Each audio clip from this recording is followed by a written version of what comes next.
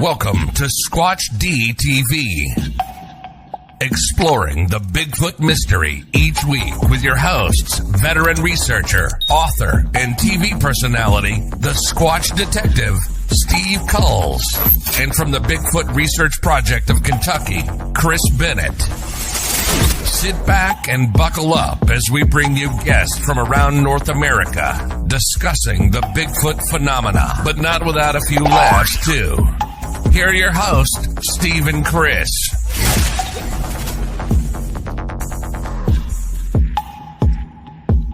And good evening, cyberspace. Welcome to Squatch-D TV for today's date, February 4th, 2024. I'm your host, your guide, the Squatch Detective, Steve Kulls, along my co-host, the man right down there, Mr. Chris Bennett. Hello, Chris.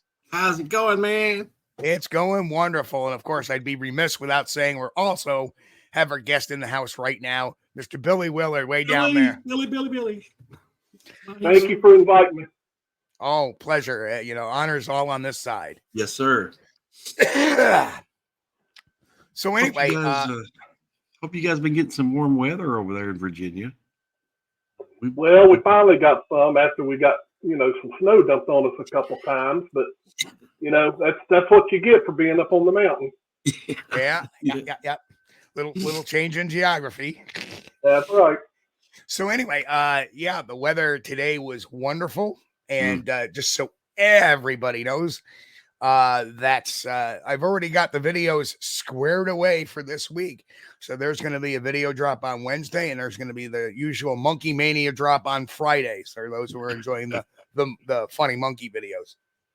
So that's all set. The week is planned out. And then this Friday night, of course, we'll get right into the Bigfoot news again. Who knows where that's going to take us? Don't know. But anyway, last week was pretty. I don't want to say that one. Well, that when you talk about the Patterson Gimlin film and blood and stuff like that, yeah. And like I said, we'll be covering that, I believe, on February. Sorry, I'm getting ahead of myself. February 19th, we'll have Brent Dillon from the Tall Ones. We'll be talking all about the Gatewood Davis affair, what I call the Gatewood Davis affair, this new AI generated patty face. And of course, his backing of the marvelous massacre theory. That's going to be good. That should be a good show. And I think Mr. Willard there was one of the first people ever to hear it, because I remember him calling me going, WTF. Hey, by the way, Steve, are you drinking a Snapple? No, I'm actually drinking a Mountain Dew Code Red. There's been a run on Snapple at the markets. I think Biscardi was in town. Well, I'll tell you, man. Hold on. Speaking of that, when we say that, we have to do this. Oh, give me a Snapple. There we go. But speaking of drinks, right before the show, you guys remember about 3 minutes till I had to go out and fix me a glass of tea because I'd ran out. We're sitting here, shooting the breeze right before the show, and I ran out of tea. So I went over, and instead of going upstairs and getting it out of through the water filter off the fridge, I just ran it directly out of the tap. And then I mixed my little instant tea beverage in there and, stirred it up. And I took a sip, and I swear it tastes like I'm drinking tea-flavored bleach. It's terrible, man. Yeah. I guess when you get used to it not being in there, once it's in there, it's like, oh, my gosh, it's chlorine about to knock me down. But, okay, anyway, where were we? Sorry about that. Oh, anyway, hey, I think it's time we do our roll call, and you know what? It's going to be a tough one today. You know why? What? Why, Chris? Why? Why is it like it? No, because the chat is hopping, Chris. Oh no, the chat is hopping. Not officially. Not officially. No. Oh, I think it is. So anyway, let me look. I'm sorry, guys. I have been distracted. He's still trying to get the taste of bleach out of his mouth. Wow. Yeah. Chris, are you on public there? tea flavored Clorox. I'm telling you what, yes, we got public water here, and normally it's pretty good. You know, man, I'll go to the fridge and 2 or 3 times a day and get me a big glass of water. And but man, don't run it out of the tap. Oh gosh, man. Oh no, what they got going on? They put extra bleach in there or what? Or the Clorox? Hey, Chris, is your red shirt turning paler as you drink that? Yeah. If I spill any tea on it, it'll have pink spots. Sure enough. Yes. All right, here we go. Oh, okay. First in today was Pat Collins. Hello, Pat. Pat. And of course, next in was John from Sasquatch Wizard Adirondacks. John, Our good friend Relic Hominin stopped Relic in, Hominin. said they'll catch the show tomorrow. Of course, Good. Relic Hominin is from across the pond. One All of right. our We love- buddies from England. Love our replays too. Thank you guys. Yes. Lowrider in as well. Walter Kroll. All of these folks are Walter? channel members. Smedley Yeah. Do-Right, who said Virginia Bigfoot is strong. That's Smedley. Em and Chris is in the house. I mean, Chris. Jeff, Mr. Federal 2505. Hello. Alan Grasshopper et al. Is in the house. He said he Grasshopper. interviewed Billy a decade ago on another podcast in the all audio only days. Yeah, Boy, those were the days. Yeah. God, All Talk Radio. we're going to have to revisit some of that tonight, Billy. Oh, yeah. Then we got Don, another channel member, one of our newest channel members, Don Gamow Jr., Sasquatch thanks, Research Don. Maine. And then we got Mick in the house, Mick. Mick as always. See Oh, ya. and there's Billy there, Sasquatch Watch Radio. Billy. Yeah. We got to get that changed now. You're doing a TV show. We got to call it Sasquatch Watch TV.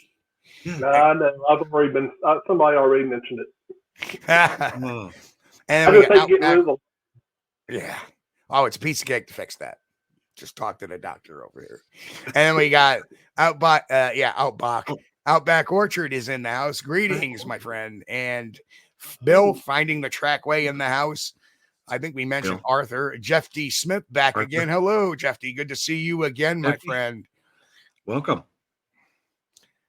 Tennessee Cherokee, another channel member. Here he is. See Cherokee. Tom Connolly, yet another channel member. Hello. Tom, welcome. And greeting to Midnight Squatchers. Good to see Midnight you again. Walker. Yeah, welcome. We got Dennis Conroy, I think. Ristall is in the house. Another one of our channel members. Welcome. Little Kilroy was here again. Yeah. Uh-oh. Wait a minute. I'm What's lost again. I got it. DM The chat- Zabo. The Go ahead. chat was hopping. I'm sorry. DM Zabo in the house. Angel Nolan. Good to see Angel. Angel. Yeah. We mentioned Am and Chris. Oh, there's Mike over at Tactical Bigfoot Research. Hello, Mike. Michael. Contact. Martin McTighe. Good to see you, my friend. Back again. There we go. Martin. And we got Jeff Strader in the house. Yes. Welcome. Gary Johnson Jr. Hello, Gary. Gary Senior. Yeah.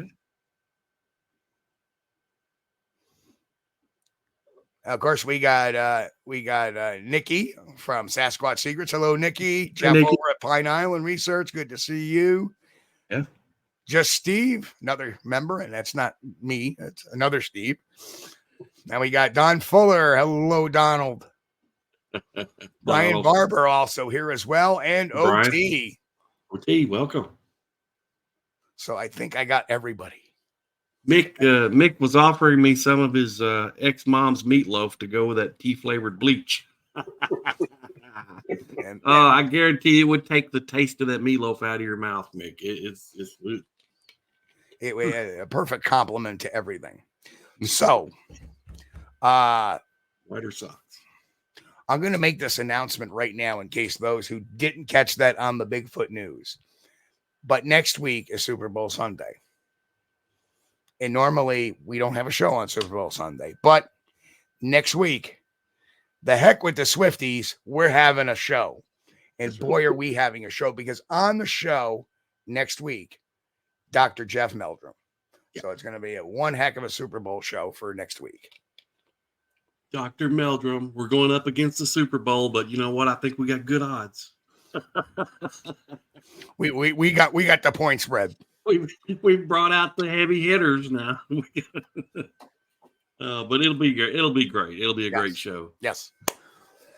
And actually, that wasn't planned out that way. I actually gave Jeff a set of dates, and he picked the 11th. So that worked out well. And as it is, the show is booked, I believe, through the second week of March already. So we have guests. We have 5 more guests. We have 5 or 6 guests lined up from Billy Willard onward. So, oh yeah. And the chat is officially hopping now. We've got 51 over there now. Yes, that's not including lurkers. We love you guys too. Yep. So say hello every now and then. Our guest tonight obviously needs no introduction whatsoever. He sat in second chair in this show for several years and branched out to do his own successful podcast called Sasquatch Watch Radio over on Blog Talk Radio. Then he took a few years off, and now he's back. And it's so good to see that smiling face back again, having another rational voice in the Bigfoot world. And Billy, it's so glad to have you back, brother. And I'll say that first. And second of all, what brought you back to this nutty Bigfoot business? To be honest, I don't know. Maybe I'm just going out of my mind. But no, I miss it, honestly.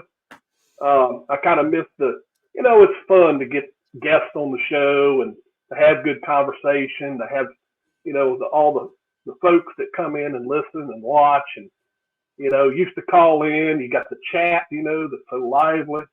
I kind of missed all that. So, hey, it's been gone, 8 years. So yeah, time to come back. And has it been? Wow, it's been that long, 8 years. Wow. Yep. Oh. And I remember your last official function. We were at Cabela's. Yeah. I remember that. Yep. Yep. We all Actually, had.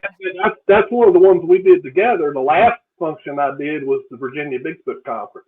Oh, okay. That I did out in Virginia. Yep. And I got to mention this. So, 2 legends that have passed away. Larry Bill Dranguinnis and Bill Dranguinnis. Bill Dranguinnis, absolutely. Yep. Yeah, we have lost quite a few folks in that 8 years. I mean, you think about it, J.C. Johnson. Yeah. Yep. Yeah. That was a shock. Dr. John Bindernagel. Yeah. Dave Drageson. Yeah. Yeah, it's been really, and that's just to name a few, and it's been a real Hawk Spearman. Right. And then Dave's wife soon after. Yeah. Cindy. Yeah, Cindy. Yeah, Cindy passed like a year ago. Yeah, it's just, and and I guess that's kind of a reason why I stick around, because you never know when, tomorrows are never guaranteed. Right. And I think, at least for my part, there is a great camaraderie amongst ourselves. Yeah. Even though we might not see each other for years, but we're in contact. It's like me bumping into Ken Gerhardt at a show, or you at a show, or there's always that camaraderie there, and it's always a good time, and it's not Hollywood camaraderie, unless, of course, you're around Wild Bill. Yeah, it feels like instead of being separated by states, it feels like Steve lives just down the street. Yeah. Oh, Who else passed? I can't think of his name. Which I should, but see, that's another sign. The older you get, the more times names slip through you. But let's not talk about that, Steve. Short-term memory, and we'll stay away from that. Yes. There's some names you want to forget, but they just are still there. So, for anybody that Grasshopper wants to know what the name of your show is on YouTube. it is Sasquatch Watch Radio until Steve talks me into changing the name. For now, it's Sasquatch Watch Radio. And I guess Oklahoma Sasquatch Investigations wants to say hi to Steve and Chris. Well, hello. Good to see you. Thank you for coming in. Absolutely. Now we gotta get back to the right one. All these things.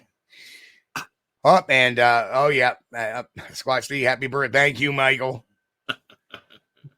You know, I guess the whole short-term memory thing reminded him I just turned another click on the odometer. That's right.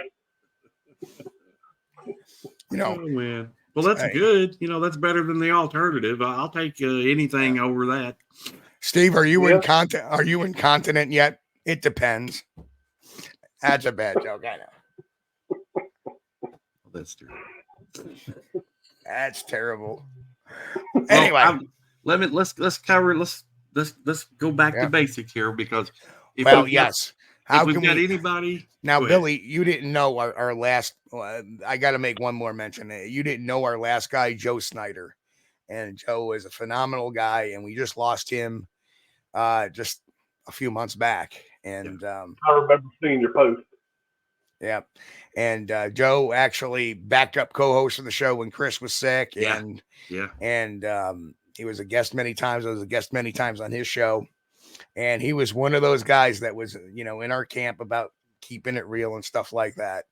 But DM Zabo asked, what's the age number? Let's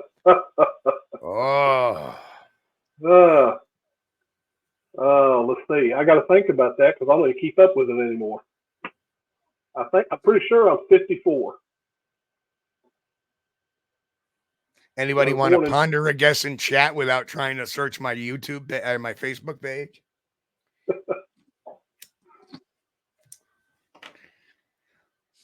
Well, we'll call it right there. DM Zabo got it right. 55. My favorite year, Chevrolet.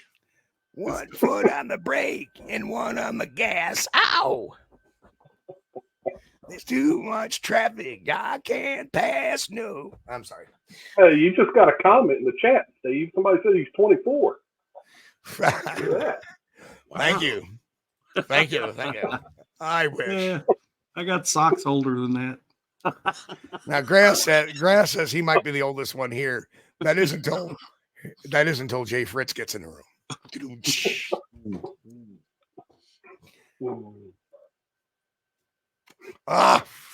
LOL, I've seen you drive. Straighter, you're fired. The chat. Oh, they're killing me. Jay is here. Jay. Sorry, love you, man. Love you, man. That was good, Jay. Bravo. See, we can have it good.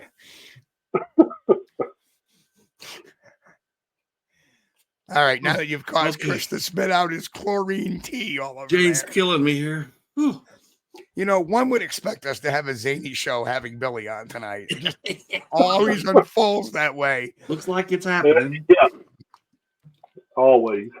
Now, Billy, I got to say, for those who are new to the YouTube era of shows and not familiar with the blog talk shows, we sure did have a lot of fun in our day. Oh, yeah.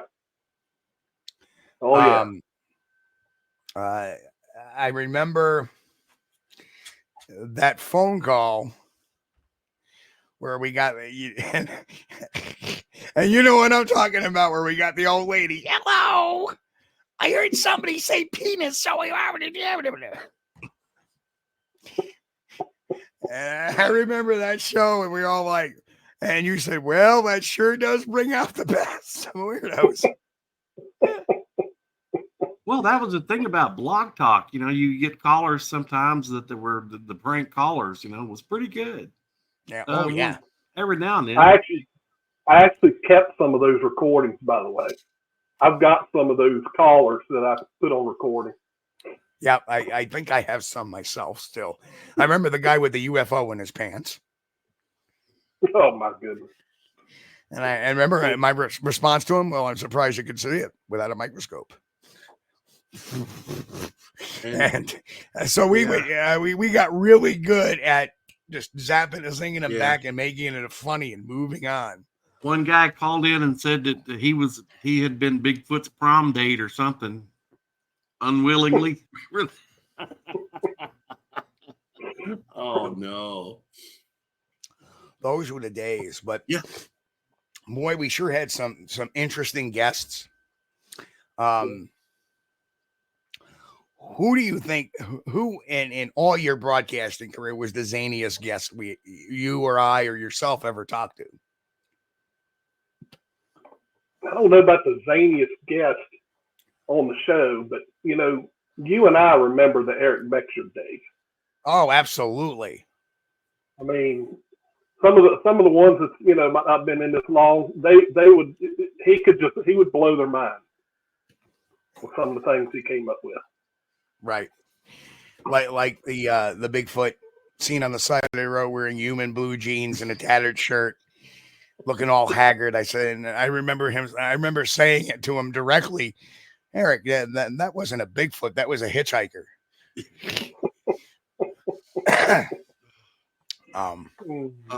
That man was gold. He was solid gold. And if his blog is still somewhere online, you guys need to find Eric, search it, Eric Beckshire's blog. You can find it on the Wayback Machine. Just search Beckshire.com and it'll show up. It is worth the effort because believe me, you will not be able to. It's hysterical. I mean, just reading it's hysterical. But good stuff. And good Lord, and I went so many years and from broadcasting, and I remember Chris Bennett was there to see that. He wasn't co-hosting at the time, but he was a guest. He had called in, and he was the first time I ever kicked somebody off the show. And that was Bob Schmalzbach. Yeah. Because I caught him in a lie. Yeah. And I called him on it. And then Matt Knapp called in and called him on it. And Chris called him on it. And then boom, I dumped him quicker than anything else. And he had gotten on the show under phony pretenses. And that was quite the amazing show that night. I hated that because I thought a lot of Bob. I really did. Java Bob. He struck me as I met the guy. We talked. He struck me as a real nice guy. And then boom, let's sign an NDA and not tell everybody it's a hoax and make a lot of money off of it. Steve, I was trying to remember. Did he show up to the expedition we did in Northeast Texas? Yes, I believe he was there. Okay. Yeah. Yep. Yes, he was. Since you've been gone, all the four horsemen are now gone. Yeah. John Green has passed. Jim Fasano, from Florida, he passed away. Yep. All within the last 8 years. I mean, just so many. That was some interesting times. The Texas expeditions were always very interesting. However, I always felt that a lot of the tracks, especially in that very first day I was there, were assaulted by Mike Sells. And that's why I kind of laugh at the whole MK Davis, him trying to justify the fence climber when very clearly that's Mike Sells in that video. Yeah. And skinny and lanky like him, and it was on his property. And for some reason, MK made that fence a lot larger than what it was. And I mean, I was up at that fence. I think you were up at that fence too at one point. And it wasn't all that large. And you very clearly see the wire on it was pushed down as it stepped over. So it made, definitely a guy who was 6'5", which Mike Sells easily was, could step over that no problem by putting his arm down on it and stepping over. And that's exactly what happened. But I digress to that. It's just so interesting that the history that you and I mean, you're one of the, you're out of the same class as me. We all came out about the same time doing this. And so our history goes back a long ways, and we remember these little intricate details that long get forgotten today, which is kind of the mission I do here, is trying to remind people. And it's funny that you say that, because even to this day, I'll get on social media every now and then, and here's a picture that they're saying, "Oh, I've never seen this," and I'm looking at it and going, "Oh, not this one again." Yeah. What's old is new. Yeah, it's constant. It's constant, and like the whole massacre thing, which I believe, the first time that was mentioned was at the Ohio Bigfoot Conference, wasn't it? And it was kind of like right. at a table. And I keep that very quiet, because very few people know that I was in that round table discussion. Me and Tom Lancaster were sitting there right next to MK when he talked about that. Yeah. I would love to have been a fly on the wall. Oh, it was like being a fly on the wall. You must have been like shocked. You must have been like, "What?" I was shocked, because look, we all know Bob Gimlin, and to hear someone make these accusations against Bob Gimlin, I'm like, I don't know if I can accept this. So. Over what? I mean, and that's the amazing thing. Well, this is red. That means it's blood. Well, red does not dry red. Blood does not dry red. Right. That's number one. So then from there, this whole conspiracy theory is made up on conjecture. There's not one solid fact to it. There's no receipts to any of what they're saying. You're taking an old film out of a Super 8, and you're trying to bring it in, make it high definition. You're not going to be able to adjust the colors the way they need to be. Anything can show up. Any kind of an anomalous thing is going to show up. Right. And the fact is, did he not? I believe he did apply a red filter to the film as well to kind of draw out some of that clarity. It's kind of like, to me, I see a lot of pareidolia pictures, and I always want to ask them, is the Bigfoot green? Because when you blow up that dark spot, that it's dark, but it's dark green. It's not black. It's not brown. It's not reddish brown. It's green. Right. And I think the Dodson photo, you remember the Dodson photo, for crying out loud? Yeah. That was a great example of pareidolia, where if you blew it up, it was green. Bigfoot is not green. And, how many shoes have you seen, Steve? This is something I saw even recently. Now Bildren Guinness was a certified flare operator, and he showed me a lot of tips and tricks to a flare. On the majority of these Bigfoot shows that are coming out, they don't have the temperature set right on the flare, so everything will show up hot. Right. So if that stuff, if the settings aren't right on the equipment, then you're going to see anything. Right. Yep. Hot trees. It's that part where it's edited for entertainment. Right. Right. Well, I know there was a big thing about when Searching for Bigfoot first went out, the first couple of shows or something. They got a video, a thermal video of a horse, and Matt Moneymaker and the rest of them knew it was a horse, but the producers of the show kind of like played it up as maybe it was something else, And I think I know which show you're talking about. I was there. Yep. I was there. Yeah. And you know what? Much to their credit, they were going to walk on the show because they were tired of that kind of editing. It was hurting their reputations, they felt. Yeah, exactly. So rightfully so. And that was a good thing. Unlike another show that's out there now that goes to, the Antoine Ranch and tries to make claims that, they were nearby. And I don't know about the actors there. Of course, they're all under NDAs as well. And you got monkey, what was it? The chimpanzee DNA. They found chimpanzee DNA after they'd been messing with chimpanzee DNA estrus or something. Yeah. Yeah. How convenient. Yeah. In Kentucky, I hate that. Leave my state alone. This is kind of a strange question, but I'll ask it. We got Mick. They're asking, how is Bruce feeling? If you heard from... I'll be honest. I called him up a couple nights ago. First of all, everybody knows Bruce. Okay, he is a difficult person to get a hold of because every time you call him, his voicemail's full. Now he thinks that's a lie. I said, I'm telling you, Bruce. Every time I call, I can't leave a message. So he finally calls me back, and I think the only reason he called me back is because Brian Seach told him I was trying to reach him. So when he calls, we had conversations about old times, like we are here tonight. And then I just popped the question. I said, Bruce, I'm bringing the show back. How would you like to come back to the show?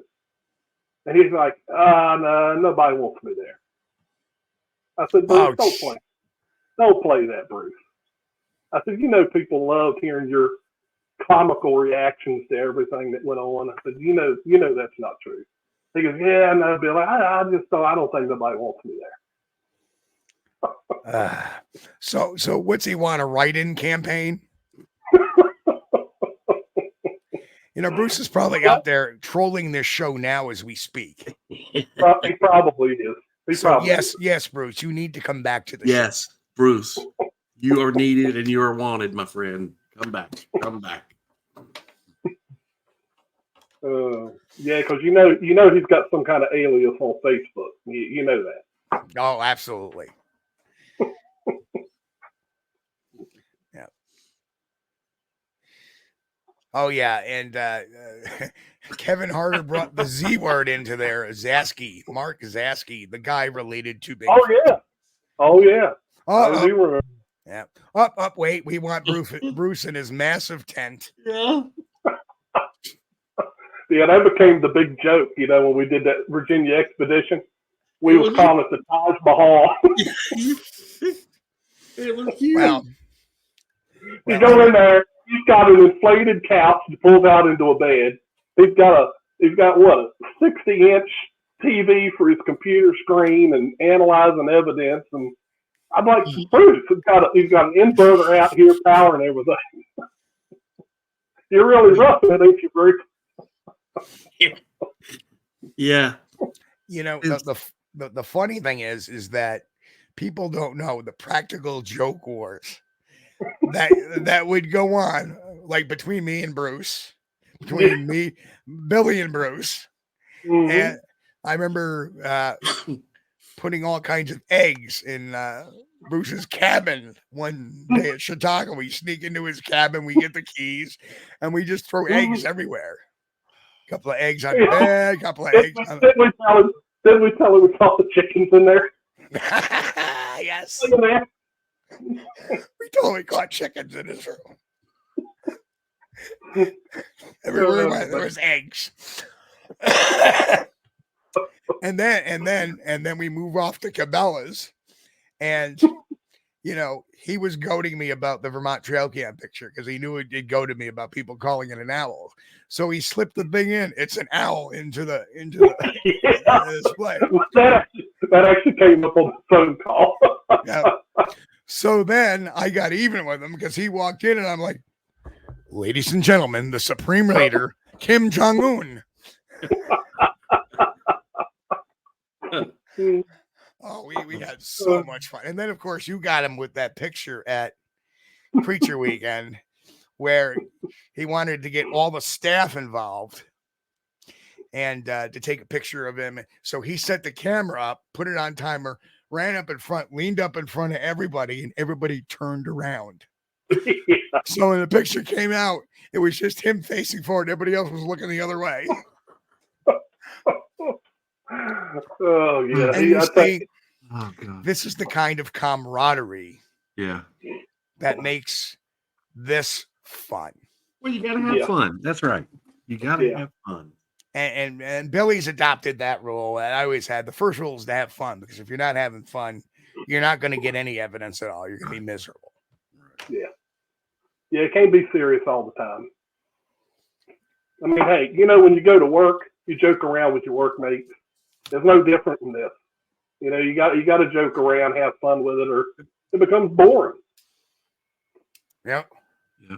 Robert So does a when we Bigfoot go out glamping. there, I was going to say, when we go out there, a lot of times we're sitting and we don't hear or see a thing. I mean, so you got to have some fun. Right. Yeah, I remember good old days in the Nezra days, Mike Killen. And I was the one who coined the term the Long Island Yeti. As Mike was, it was snowing out. Mike shows up and he's completely in this white suit. And I'm like, Jesus Christ, he looks like a Long Island Yeti. And it stuck. It stuck. It sure did.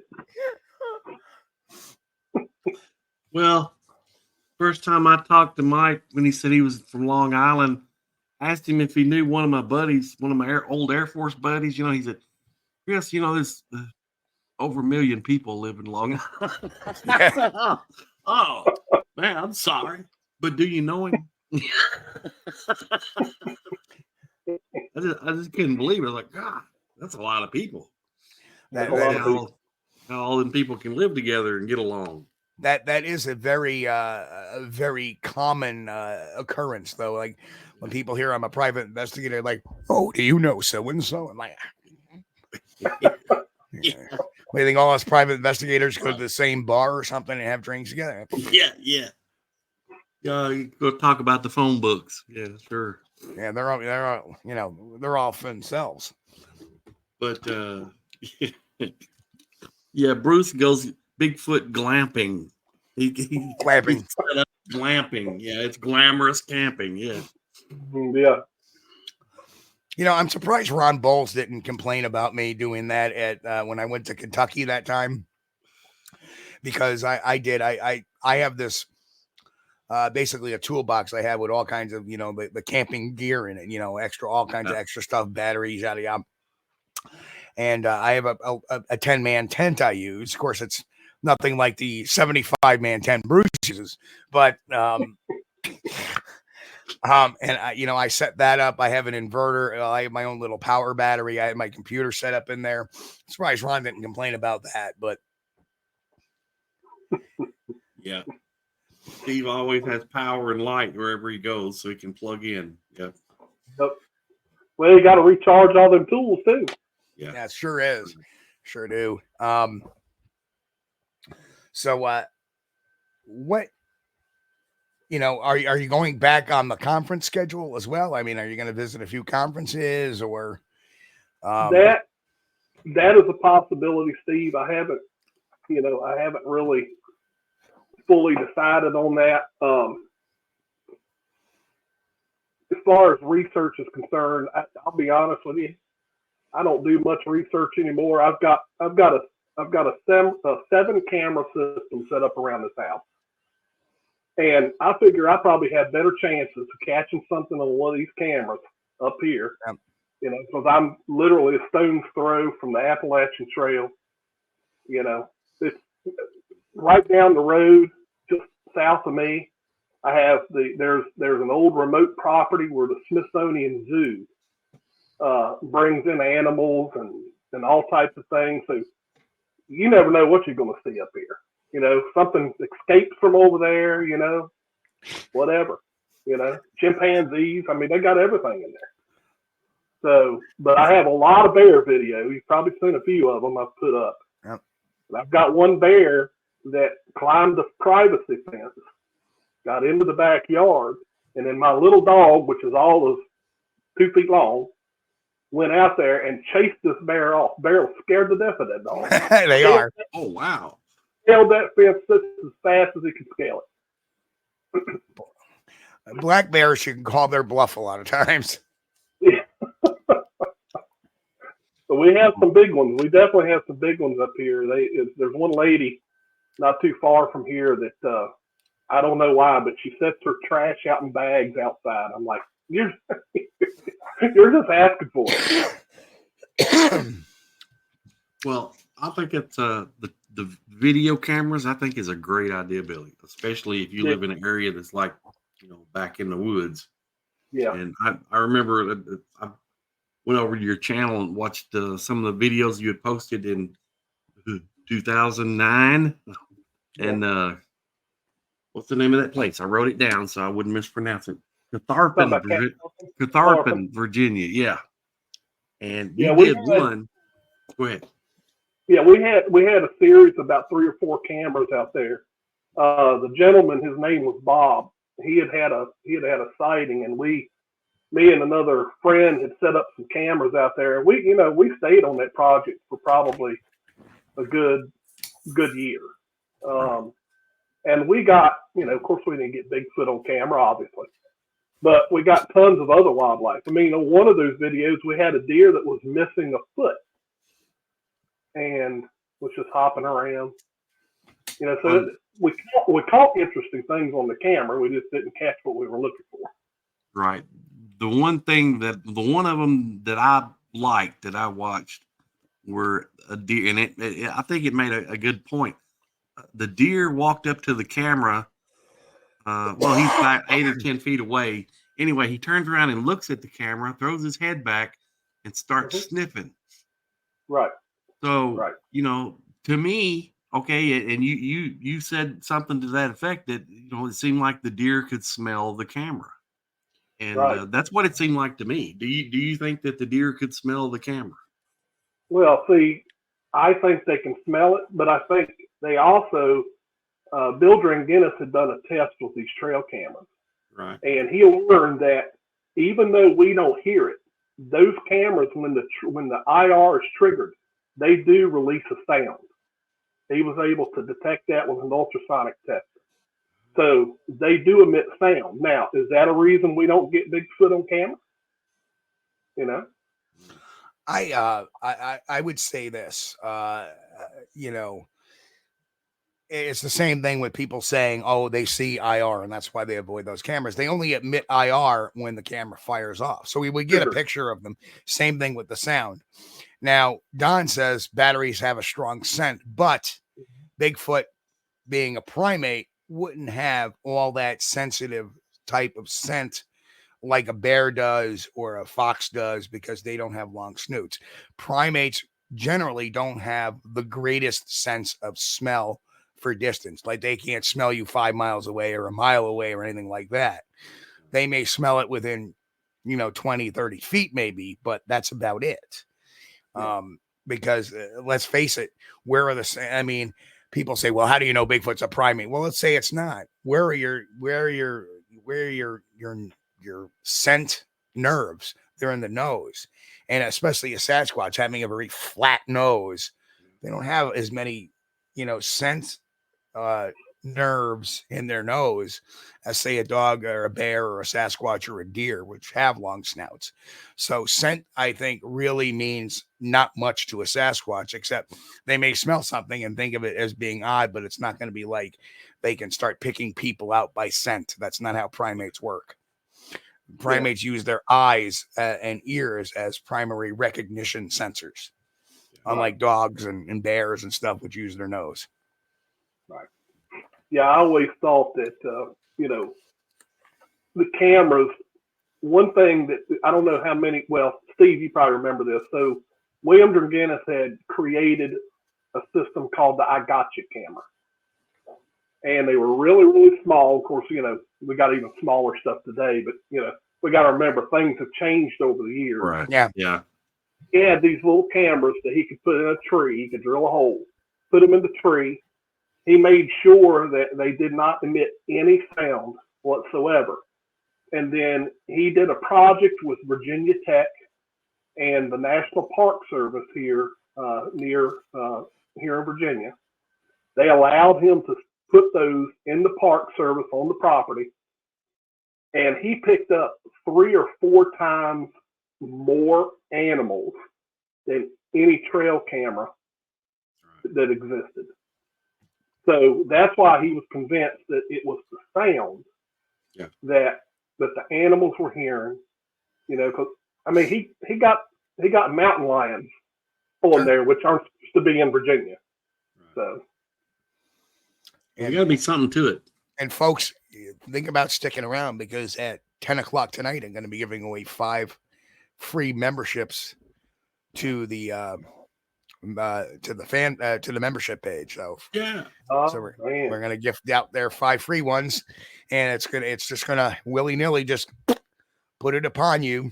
So I don't have any control of who gets it, but 5 free ones are gonna be dealt out at 10 o'clock tonight, and that way you can get yourself a little 30-day trial of what it's like to be a member here. And if you want to stick around afterwards, stick around. Only starts at 99 cents. That's a bargain for most things. It's not even like 3 cents a day. Right.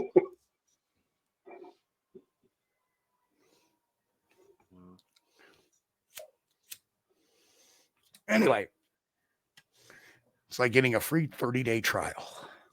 Yeah. Okay, so out of all the, let's talk about this. Now, I'm going to ask you a 2-layered question. What was the best Bigfoot report you ever took, and what was the biggest bomb Bigfoot report you ever took? I would say the best Bigfoot report we ever got was right outside of Richmond Airport in Virginia. There was a lady, she was an archaeologist, and she was doing a study on the land because some developers wanted to buy the land, and she was going to try to find a way to stop those developers because the land has some Native American significance. And that was what she was set out to do. She was going to find something to stop this development. Well, when she was out there one night, she had a sighting, and she called it in. So several of us went there, and that's where 2 of my sons had a sighting, was at that property. Now, I was there, Tom Lancaster was there, Josh and Tim were there, my 2 sons. We had, I can't remember his name, from Nezra was there. And we all went out there. I was in one section of the woods following the stream where she saw the creature enter the woods the night before. So I just kind of walked through there to see if I could find some footprints or some kind of evidence. Meanwhile, we had Josh and Tim stationed in an old mowed down cornfield on the edge of the woods. So I was about 100 to 150 yards inside the woods. Yeah. Tom Lancaster and went around the other side, and again, we were probably separated by about 150 yards. So as I was walking up the stream, that was back in the old Nextel phone days. Remember the Nextel? Yep. So it's like Boost Mobile. There's the chirp. Beep, beep. Yep. So as I'm walking, my phone's going off. Of course, I had it on vibrate. And then I'm like, what's up? And, Josh is on there, and he's like, we are standing here looking at a creature, and it's like 70 feet away. And here, in the meantime, I'm like freaking out. I'm like, oh, man, they see something.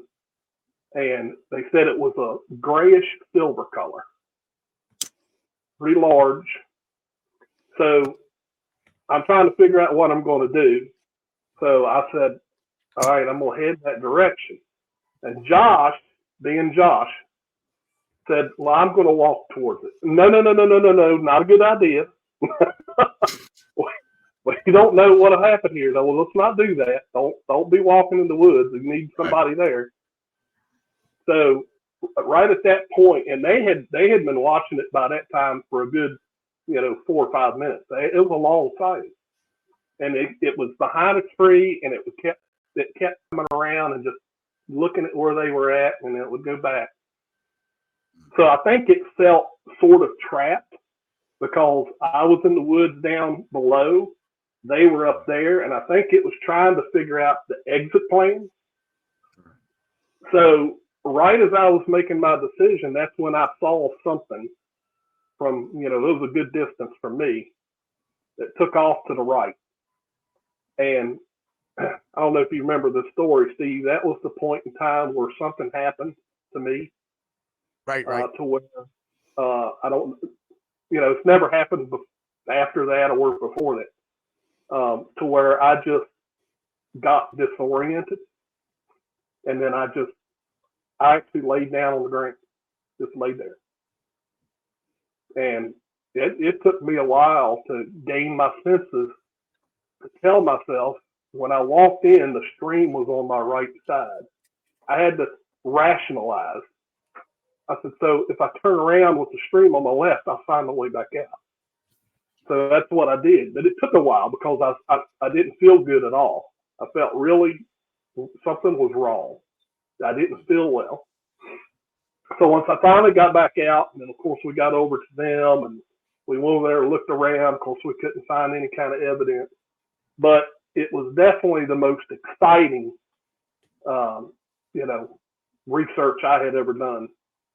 Because you actually had something happen, and that usually don't happen on you going out and looking at a sighting. Right. It's not like hanging out there, but yeah, we just happen to have something. Now, Jeff Strader asked Billy, "Why do you call it a creature?" I'm just curious. Jeff, I call it a creature because I'm still torn. I'm still torn between: is this an animal, or is it some unknown human race? There you go. Is it an unknown Native American race? So I'm kind of torn between the two.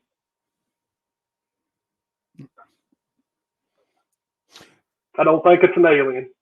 No. The supernatural stuff, as far as I'm concerned, is out of the equation. So whatever it is, it's physical. Right. Well, Billy, did you catch an odor or whiff of anything that day? I did not. No. And neither did they. Now, see, I'm always torn about. I have a strong reason why I don't believe it's a Homo sapien, and that's because of actually several things. Number one, it's being completely covered in hair. Now, some people will say, what's it, hypertrichinosis? Mm-hmm. Where that, right? Some people will say, well, maybe it's well, then there would have to be a whole race of people with hypertrichinosis. Right. But the point that I diverge from it where it can't be a Homo sapien is because of, well, and I'm going to go in the ranking of from least important to most important. I don't believe there's a whole race of hypertrichinosis, folks. Number two, look at the lack of absence of a neck, the lack of the build, the conical shaped head. But finally is the foot structure. Foot structure is completely different than that of a human. And if it's got a different foot structure, then by definition, it can't have the same exact DNA of a Homo sapien. Otherwise we'd be seeing the same exact type of footprints, maybe some variation due to some anthropological or evolutionary adaptations, but the foot structure would still essentially be the same. So that's why I have could it be an offshoot of the hominin branch? Absolutely. But I don't believe it necessarily it's a Homo sapien in of itself. And that's the only reason that's the only thing that keeps me from even going there is because, well, look at the foot and with the chimpanzee and their DNA being compared to Homo sapien DNA, there's, it's only like 2.6% off. Look that up real quick. It's really close. Yeah. Really, I think it's 98.4 or 90, something like that. It's really close. And if something is just off by a few percent, how different something will look. It's amazing. Yeah. Humans and chimps share 98.8% of their DNA. Yeah. And that's not much. I've always felt that Jeff Meldrum is probably close to the whole Gigantopithecus blackie thing. Yeah. It's logical, because the land bearing there used to be all connected. So they could have easily came over from Asia, into Canada easily. Yep. And came in. So. But then you go on to the hominin side, Paranthropus. would be a good throw off from the hominin branch. So I always look at that going, man, that's fascinating stuff. But, you know, the one thing we are all in agreement is that we're dealing with some sort of primate. And at least that gives us some basis on what it can versus what it cannot do. Right. And, you know, that's why it kind of takes things like bioluminescence and you know, changing its color of its fur or its hair rather, and stuff like that kind of takes that kind of stuff off the table. But it doesn't take stuff like infrasound off the table, nor does it take, you know, strength off the table or its, you know, wicked speed. Yeah. And, you know, Jeff, I know Igor Burtsev claims Sasquatch are faster on all fours, but Igor Burtsev also claimed that he got a phone call on a conference by Sasquatch too. Yeah. So, again, Igor no longer a reputable source of information in my book. I believe it was Igor that spent time with Janice Carter, wasn't it? Right. And the funny thing is Igor even said that he didn't see anything while he was there. But he believes Janet. He just believes it. And unfortunately, naivety, you know, there's, you know, you can get a PhD. It doesn't take away your common sense or naivety. It doesn't add or subtract from that. You know, you want to lose naivety, become an investigator. See what I've seen for the last 30 years. You'll have a different outlook on people. That's why I can be really quick to say, look at somebody like the guy for the two specific Canadians from the North, one that likes to read stories online and the other one that likes to file government lawsuits. Why I can, you know, read them so quickly. It's because, you know, I've seen that, you know, hundreds of times over. I don't know if Igor was ever reputable. For a while he was. I think pre-Janice Carter days, he was reputable because he hung around with Dmitry Bayanov, who was really the father of Russian cryptozoology. And but with Janice, though, I mean, everybody has seen that Bigfoot documentary that she was in where she demonstrated how the Bigfoot came to her back porch and asked for garlic. And then because they can speak, according to Janice Carter. And then he specifically said he didn't want the kind that was from the jar garlic. He wanted fresh garlic. He wanted powdered, not crushed, or powdered. He wanted fresh, not powdered. Right. He didn't want the store prepared stuff. And me, you know, she lost me right there. When I was watching that documentary, I was like, okay, I'm out. You know, I'm out. That's it. But Igor evidently thought enough of it that he went and lived with it. That's right, Jeff. We all know Bigfoot's a space alien that can cloak, teletransport, and loves peanut butter. Absolutely. Loves it. If he could just figure out to get him some jelly to go with that peanut butter, he'd be in good shape. Peanut butter jelly time. Peanut butter jelly time. Oh, peanut butter jelly. Yeah. Peanut butter jelly. Yeah, Igor was involved in that Xena study. That was decent. Yeah, it was. It was. That was interesting. Yeah, but like I say, I think, and this is my only opinion, I think there's a point where some really smart people have such an ego or think, again, anthropocentrism, think that, you know, we're so smart that the reason why it must be some reason why we can't catch them like a deer or a bear or or anything else, and they go off the record. And I think that's because they believe in, you know, the humans being like the greatest minds on the planet sometimes, or the greatest minds in the universe. Yeah. But, and it is 10 o'clock. We're going to hit the gift now button. And there we go. And let's see, round and round it goes. And there it goes.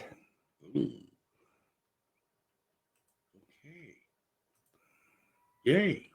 Now, how do we know who got it? That's right there. Yep, somebody's got to claim them, I think. I don't know. Oh. Bug just flew by me. I'm going to get attacked. That's what Steve did. He released the bugs and you're out. Yeah. There's Little Rider got one. I think the The bleach tea ran him out, probably. I think you have to claim them. So get in there, Billy. Claim it. Oh, claim it, people. Claim it. Well, I don't see anything, so it didn't pick me.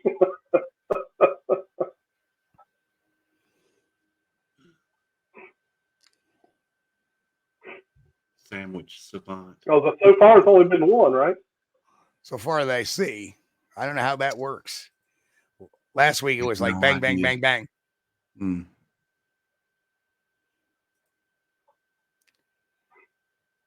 Well, Tom, you're already a member. Yeah. Yeah, I don't know. So the 5 people that got them apparently are not in chat. Steve Curious Cryptid said that's no bug, it's a Bigfoot and a UFO. Something buzzed me though. It went by here.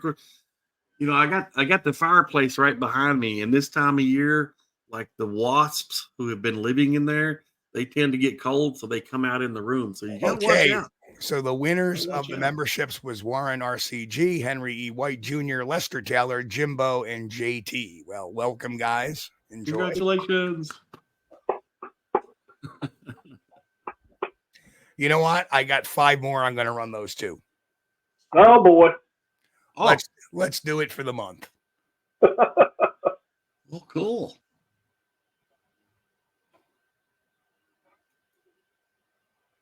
And there we go. Hot dog. I thought you only got like 5 a month. And there we go. Grasshopper got one. Sasquatch Secrets got one. DM Zabo got one. Marty McTighe got one. And Robert Denduven got one. So welcome. Very good. Welcome. Now y'all can see the secret stuff.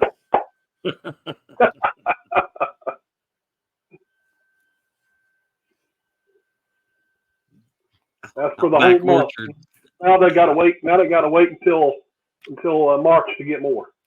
Outback Orchard said, "Is this like gifting a Bigfoot?" The gifting bowl. Yeah.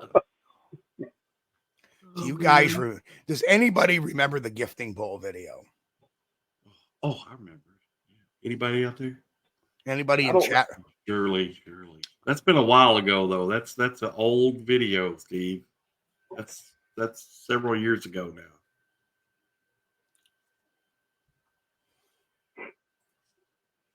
I'm going to assume Steve has it.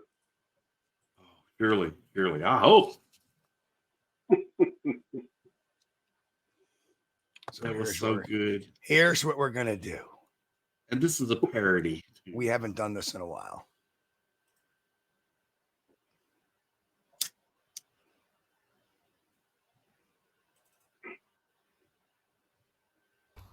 Hey, folks. We're going to check out what a lot of people don't know is for the last few weeks, I've been leaving a gifting bowl out to bait the Sasquatch.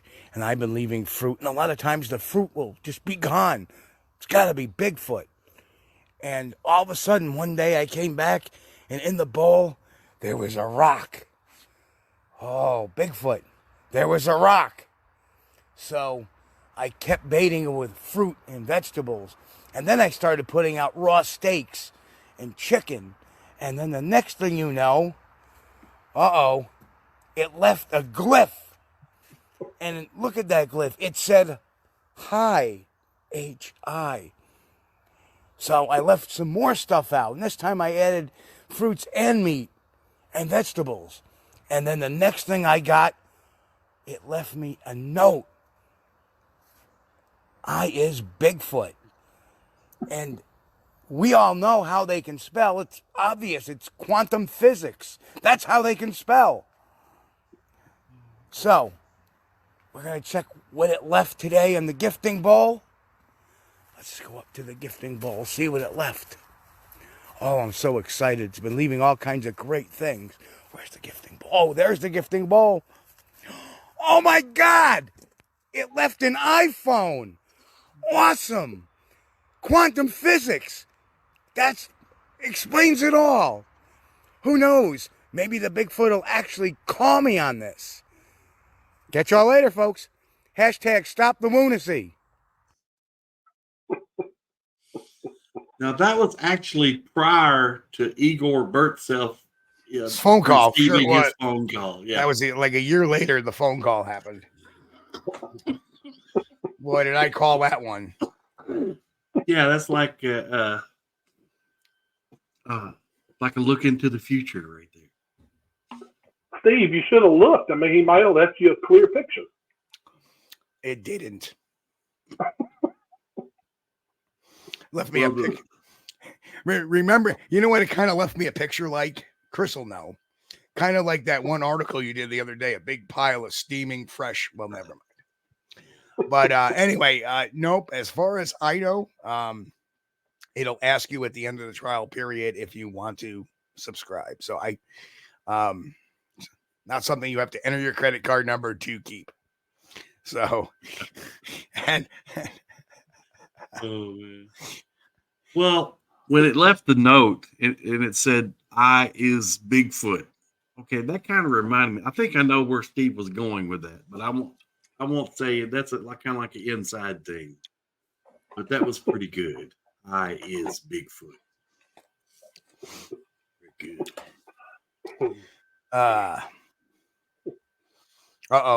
So Billy, I got to ask you a question, and this is something that I've always thought of. What did you think of the Mike Green thermal video? After looking at it, I kind of liked it, but I'll leave it to you what you think. I mean, I did. I liked it too. But again, I don't claim to be no FLIR expert. Right. I always relied a lot on Bill Dranginis because he knew what he was looking at. And he was able to take it. Like if someone would send him the live shot, he could go into it and actually just check the thing out. And if I ain't mistaken, I think because he was still here when all that occurred, pretty sure he told me that it's not authentic. Interesting. So, and you know what, Pat, you make a good point. And by the way, Pat, your other channel is good to go again on this channel. But I'm about to go after the habituation narrative. It's very true. The people that put out a lot of well, that was Grass. That was Bill Dranginis's thing. I've looked at it. I don't see anything really I can really cherry pick it off of. And I've looked at a lot of FLIR video in my day, and like we could tell the difference between that BFRO thermal where we blew it up and it seemed to have one of those chest packs on. And then you look at this one and it looks something completely different. So yeah. I don't know. You know, I don't think that was something that, you know, Mike Green didn't come off to me as one of those guys who would hoax anything. But yeah. But anyway, what was I saying about the? Well, I liked it. I like the squeaky video. Yeah. I liked it, but you know, it's like we were talking before that the FLIR, the thermal stuff, that's just a tool. That's not going to prove Bigfoot. Yes, I you know, there's a people getting back to what I was saying earlier. There's people that claim habituation again on Facebook, and they've even gone so far as to write a book about it, all 112 pages, on their habituation on their property. Yet the only thing they ever produce are these blurry pareidolia type pictures, no evidence. Other, you know, you see some tracks, but never anything on video, nothing ever on audio. And that's, to me, that's really concerning when people claim these habituations but can't generate any solid evidence. And I don't know, Billy, have you run into people like that before in your day? Yeah, and I look at it like this. I mean, if you're going to come out and make a like that, and you're having, you know, whatever daily, weekly visits, why not set up a surveillance camera outside? I mean, yep. You're going to get something. I mean, if they're coming on a daily basis or a weekly basis, you would think you could put up a video camera out there and catch something. Now, I have seen some footage, and again, I've been out of the Bigfoot world for a while, so I don't know a lot of these people. But I saw something recent, and I can't remember the name of the poster, but he had some kind of image of two heads peeking over a deck railing. Have you seen that? Is that sad? Do they look like gorilla masks? Well, there's some, I don't know what they are, but they got the one you can see like shiny eyes on the one, but it's just from like neck up. Oh, that sounds like the Mike Patterson jump the shark video that I did, where he has the actually it's one, and what they are two pictures put together. Oh, okay. And they look like gorilla masks. They're very shiny. Mm-hmm. They have a lot of translucence, and that was from Sasquatch, Ontario, and that's the guy that does all the audios and stuff like that. Yeah. And really, he really took a big hit for that one. Yeah, really. Yeah, Mick's got his number there.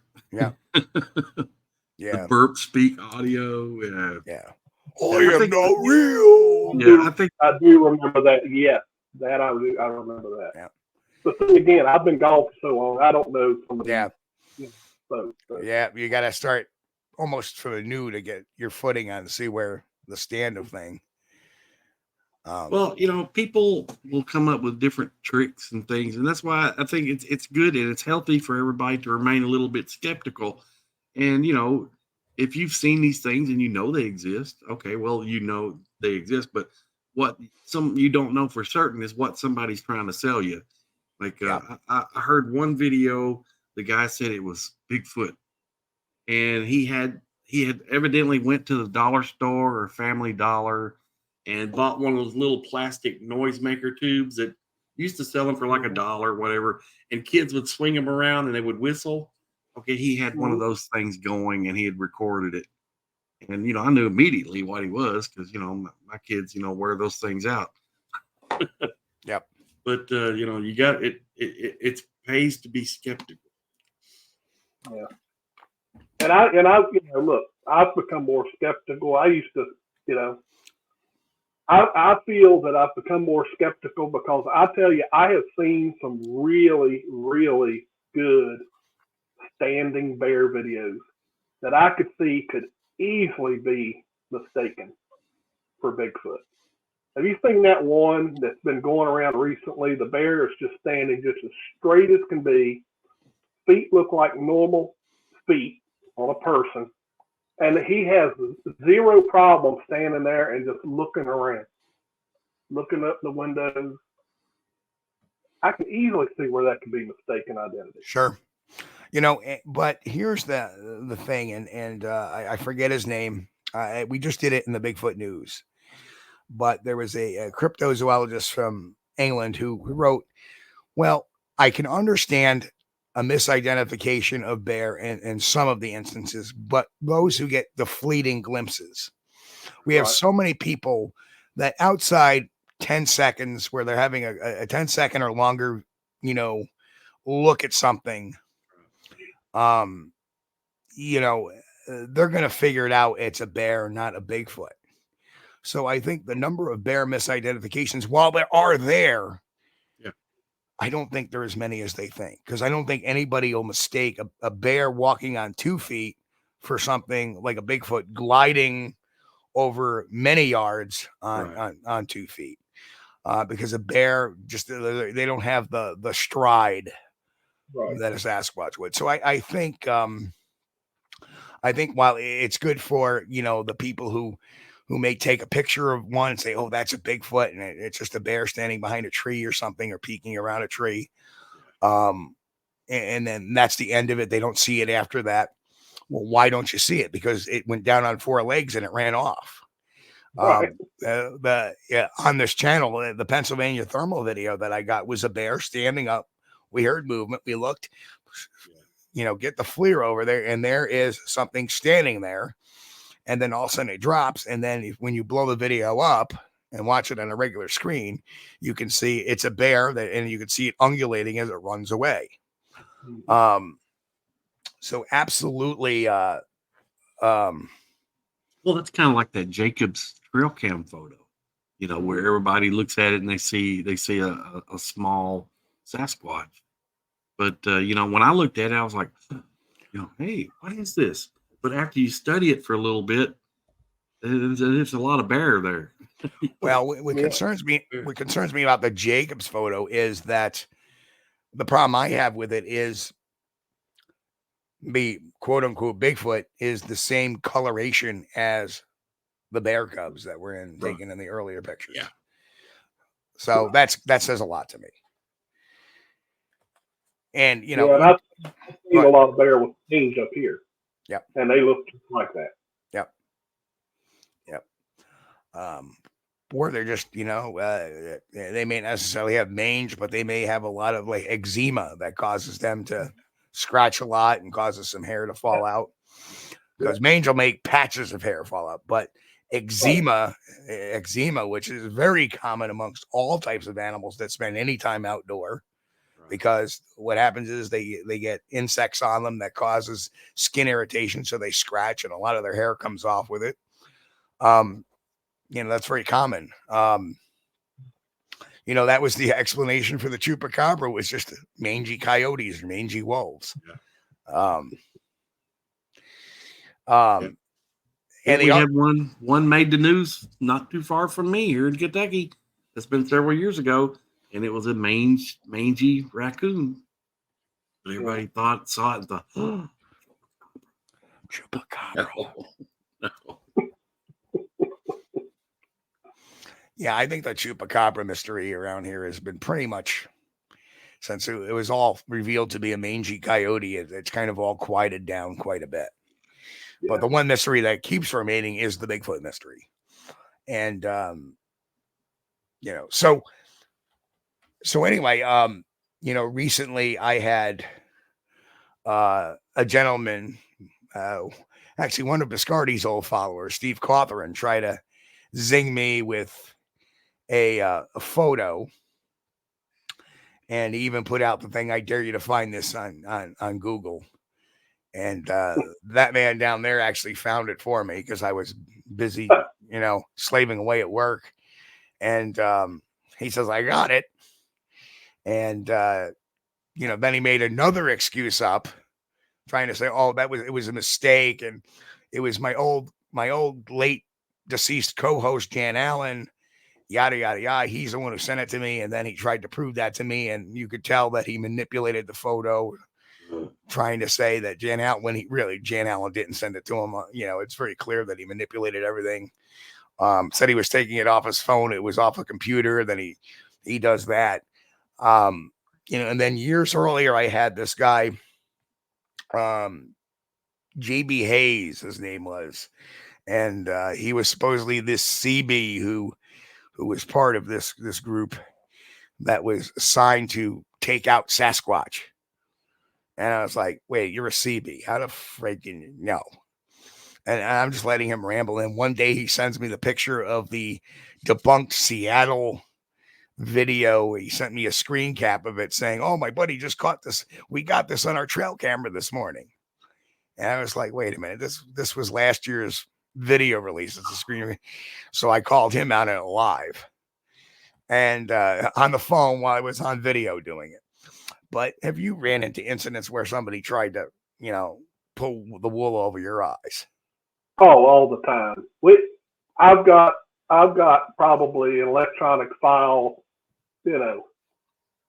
with probably hundreds of pictures of, everything from footprints to some figure in the woods that, it got so bad that at one time I decided to go out into the woods, and the whole reason I went out was to prove that I could take pictures similar.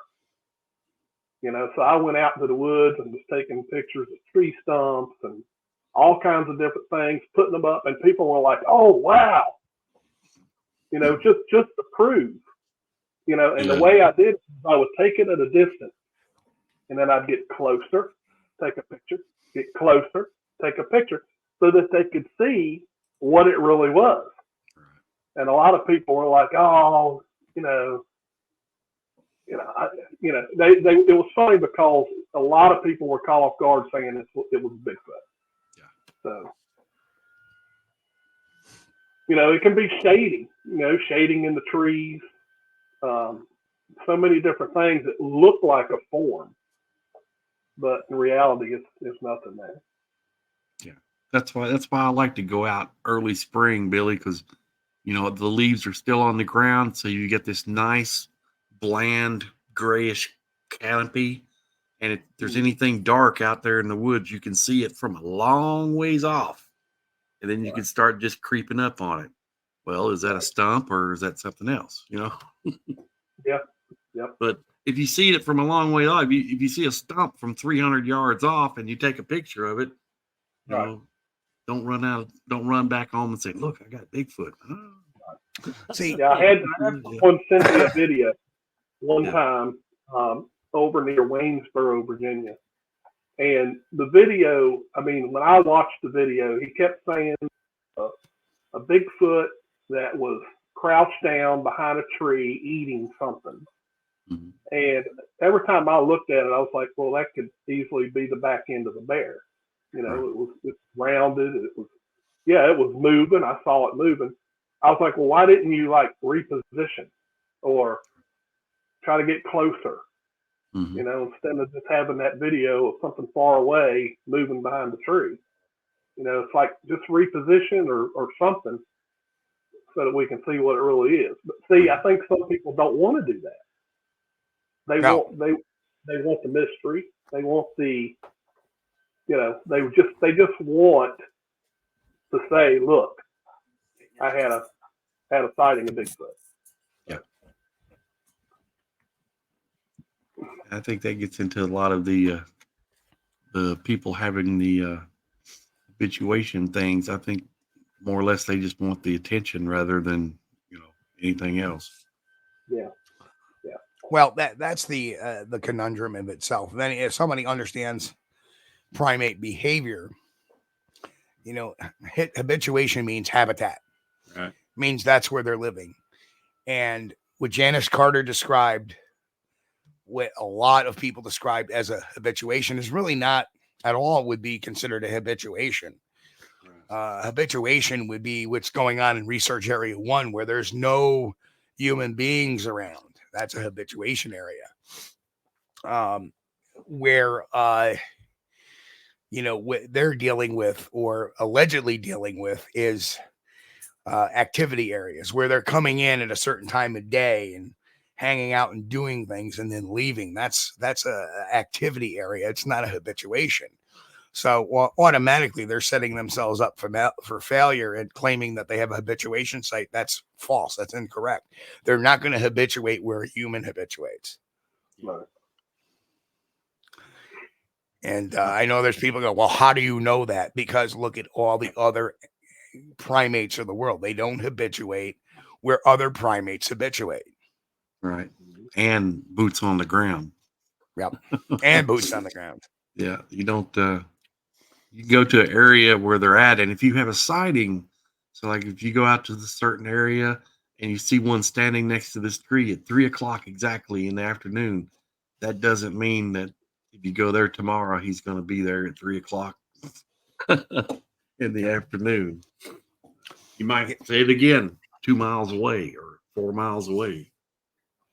And, people want receipts, and a lot of these habituators can only provide minuscule receipts of, pareidolia like pictures. Yeah. We talked the green Sasquatch. Or blob squatches. They can't produce any audio. They can't produce any, some of this one habituator produced some tracks, and the one is like this. It's like a curve. A creature can't walk like that. Right. It would be crippled. And then people are going to say the Bossberg. Let's not start Ivan Marx's first big hoax. It's coming. Yeah. But yeah, you see so many of those, and those are a lot of times just oversteps, bear oversteps, or even human oversteps at some points. But for the most point, habituators will say, "Oh, they heard this, they heard that, they got stuff in the gifting bowl," and they show us rock stacks and stick breaks and all that other stuff, but they never show us video. Yeah. They never show us or never have audio recordings. And what's their typical excuse? Oh, well, the Sasquatch don't like that. Come on. Come on. But they're the first ones to believe the Patterson-Gimlin film. Well, right? Yeah. I don't think the Sasquatch could necessarily be, well versed on new technology, especially those little cameras like Billy was talking about, the ones you could like bore a hole in a tree and stick it in there. Well, I don't think they know that's going on. Or thermal or any of that. Yeah. When have you seen a habituator ever use a thermal? No. Or even a night vision camera or a trail camera. Rarely, if ever.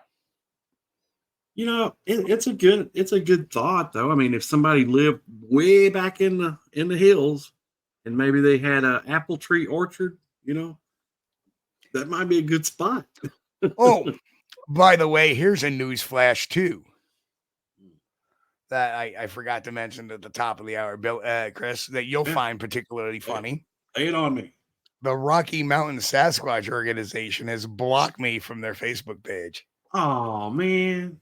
Although never posting on their page once. What a loss. Not really. Not really, because I still have eyes in. I don't ever go on Facebook anyway. Everybody knows this.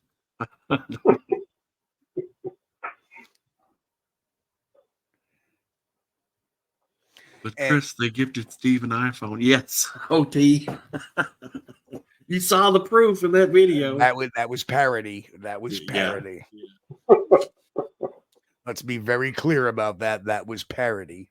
Well, OT is just joking. He's just right. Joking. I know, but for the folks that are going to take a clip of this and say, "Look, Kulls has a gifting bowl incident going on." Yeah. Yeah. Try to twist it into something it's not. If Bigfoot is giving back iPhones, I say, yeah, he does keep up with tech pretty good. Yeah, I need a new iPhone. I'm thinking I'll put me a gifting bowl out. Yeah, that's right. I can use one. My battery's about dead. DM Zabo asked, "What about Dr. Matthew Johnson?" Go ahead. And yeah, OT, I know that. I know you were joking, but there are what about Matthew Johnson? I think we've said enough about him on this channel too. What about Matthew Johnson?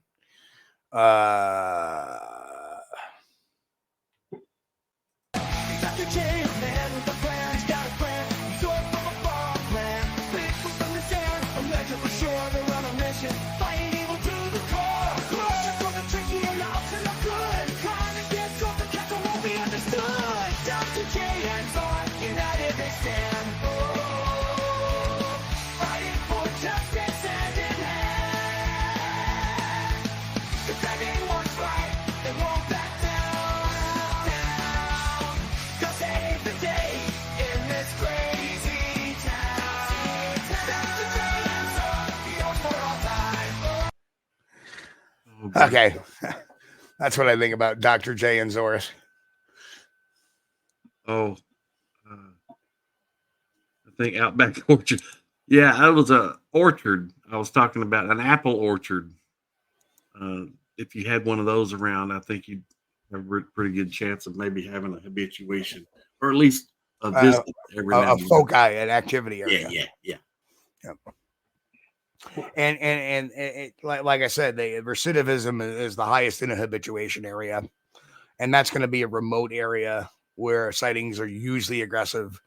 And the next highest is the foci areas, where they're coming back to some area because there's something there they want, and a lot of times it's food or water. So, or water, Yeah. or privacy, or someplace to sleep. Yeah. You know, so that's what I think there. Billy, what's your so what do you have lined up for guests on Sasquatch Watch Radio, aka Sasquatch Watch TV? Well, the first guest I'm going to have tomorrow night at 9 p.m. Eastern will be Eric Altman. I wanted to bring him on so that he can talk about his Bigfoot camping trip in Pennsylvania. Amen. I know you're there. You're going to be there, Steve. And you never know. I might make an appearance. Oh, you best. That's going to be a great, great time. It was the last one, I believe, was in 2019, just before COVID hit. The C word, the vid, so yep, it's taking a little work to get that fired up again, but I actually talked to Eric today, and I kind of gave him words of support, saying, hey, it's been 4 years, it's been, the vid is past, the economy is not the greatest right now, but have faith, it will all fall together, build it, and they will come. And it's truly not your typical conference. Right. It's where you can get out and get on a hike where Sasquatch reports have been taken from multiple times. And like I said, I got the thermal video out there of a bear. So it's definitely rich in wildlife. Yeah. And hey, if you don't want to go and you're afraid to go in the woods, he's got karaoke. Hey, you can just sing a song. Yep. Dr. J and Zorth. We'll have that up there. People want to sing along to Dr. J and Zorth. The Bigfoot Blues. And Chris is just shaking his head. Matthew Johnson, man, I swear, I was listening when he first started telling his deals. I was listening to him. I was thinking, this is interesting. But when he got to the Council of 12 and Zorth, the Nadu and the Tracheon, and the funny thing is Billy and I have been around long enough. You see, a lot of these people that are coming in now, they've only known Dr. Matt Johnson for the whole, this whole mystical Bigfoot stuff, the cult of Bigfoot. But Billy and I remember him when he was just like the rest of us. Bigfoot's flesh and blood, and this was my sighting, and yada, yada, yada. And now it's gotten to the point where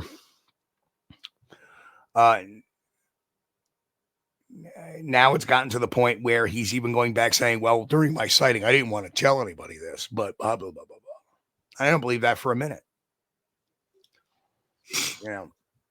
So I don't understand. I think it has to do, well, I mean, a lot of people want to say, well, Dr. Johnson had a traumatic brain injury. Well, wait a minute. He's still acting as a psychologist. The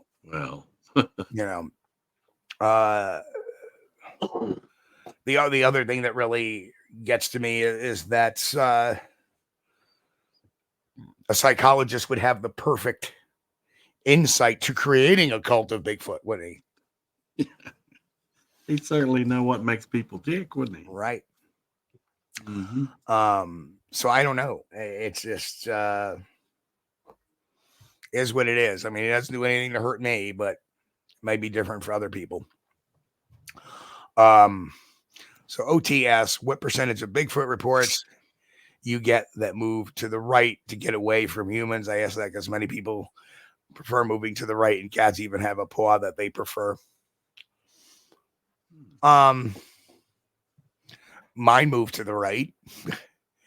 It could be just a coincidence. There are several times where I've heard one move to the left, but I think it's based on positioning a lot of times. That's actually an interesting question, though. I never really thought about it. Yep. What it leads me to believe is like in a lot of videos, you see them always moving to the right. Mm-hmm.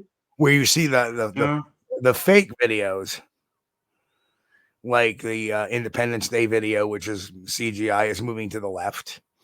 The Sonoma video, it zigzags back and forth. We've seen that happen on many hoax videos where it goes back and forth almost to give ourselves another, view. But yeah, I don't know. I don't think it has anything to do with it. I wouldn't really count, that would be like pseudoscience. I'd be like, even a lie detector is kind of halfway pseudoscience, which is the reason why it's not, allowed in many courts, because it's based on just subjective assessments by machine saying, well, the person's heart rate and breathing narrow and blah, blah, blah. So that means he's lying. Could be the person's just nervous about the question sometimes. One move to the left. John saw one move to the right. So I don't think it has anything to do with it. Well, yeah, truthfully, my first one I saw move to the right. The second one I saw the juvenile move to the left. I don't think it has anything to do with anything. Nah, it just depends on where you're standing when you have your encounter, I guess. And it depends where it wants to go. Yeah.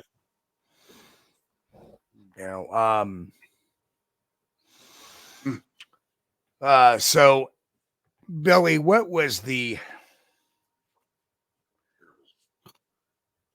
ultimately was the worst thing to happen to Bigfootery, I think, since you've begun? The egos, the people who, literally, there are people out there, and anybody new, coming into this, just be careful, because it happens. Some of these people in this are hackers, and they can cause lots of problems. Sending you email links, things on your Facebook. I've seen it firsthand. I know who they are. So you have to be careful. And I don't know if it's a mental illness. There's just something. Some people, there's just something wrong. Yeah. Well, I think the prime case study for that is our buddy out in San Francisco. And I think he is your typical, I think he's very sociopathic. Never once did you ever see him ever take responsibility for anything wrong. It was always somebody else's problem. Mm-hmm. Billy has seen this firsthand, where he's very nice to somebody in front of their face, and 5 minutes later he's, bad-mouthing them. Mm-hmm. But you take the guy out of Bigfoot and he's perfectly a gentleman. Sure. So it's almost like a switch. Yeah. But once you cross that line and lie to me, I'm done. And that's where it was at. He lied to me. Done. Absolutely done. Not only lied to me once, but multiple times over a period of a couple of months, and that was it. Boom. And then a lot of bridges were burnt there. A lot of bridges. Absolutely. Well, it's a question of credibility. Okay. If you're in this, it's a hobby to us. Okay. It's a mystery. It's an investigation. And we're all doing what we can do to solve the mystery. But it's a question of credibility. And once you have somebody that has no credibility, then but best wash your hands with them, I think. And I agree. There are situations where, look, I'm the first one to tell you that I have talked to a lot of people that I've had disagreements with in the past. Right. And we have talked, and I have said, look, it's water under the bridge. Yeah. Let's put it behind us and let's move forward. I made the attempt a few months ago. Steve probably saw it. I made the attempt several months ago that one of these upcoming events, that certain ones of us that were close, that we all meet at one of these events, and let's just sit down and let's talk, man to man. Let's just have a talk to see if we can settle these differences.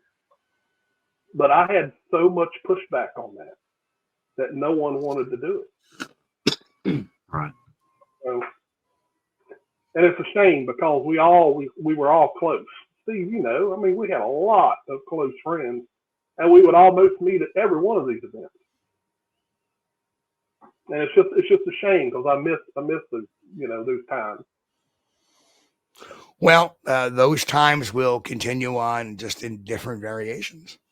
You know, that's what you find is that, you know, and I remember the great 2008 fallout. God, that was, and, you know, to this day, people ask me, would I have done anything different? And in retrospect, being 15 years later, no. Because by doing that show, and that was the only question, to do that show or not to do that show, right? Even though I was not prepared to be fully explicit in that show, it made us control the narrative by getting to the story first. We controlled that narrative. Yes, there was fallout, but you know what? After a couple of years, a lot of those bridges were rebuilt. Yeah. You know, I remember the late Paul Vella, you know, and Paul Vella sent me this huge, he was very outspoken, but he sent me this huge apology, and we became really, you know, we became, you know, pen pals quite a bit. And then he passed away, unfortunately, very young age. Yeah. But so a lot of those bridges have been mended, and I made a promise, and I kept that promise. I said whether it was going to be real or not, and that was my biggest thing. I made a promise. I'm going to keep it. Yep. You know, damn me, you know, the consequences. And, you know, wouldn't you know, by 24 hours later, I had a lot of the information that I had needed. And once I get out from under the umbrella, the truth was able to come out. Yeah. And then I was able to actually get my butt down to Georgia to interview Dyer. Yeah. And at that point in time, he was being very truthful about the whole thing. Got me the receipt for the freezer, which I could compare to my notes, and bang, bang, bang, before you know it. And then I could release all the other information I was gaining while I was embedded there, because I was taking a lot of their investor sheets and looking where the money was going. Found out that, geez, it seemed like a lot like a Ponzi scheme. And then their CFO gets busted for a Ponzi scheme in 2010. What a coincidence. So everything I did, yes, it was hell during that time, but it was for a reason. And it paid off, because now if anybody wants to know the definitive side, look at our 50 large special here on this channel, and it gets all broken down, or get the book on Amazon, and it breaks it all down. Well, Steve, you know, I remember that because you called me at the site. Yeah. And you were being very careful, you know, because last thing you needed was someone to hear you on the phone. Right. So I remember that. I was like, I was nervous for you. Yes. You were getting ready. You were going to get ready to come get me, for crying out loud. I was.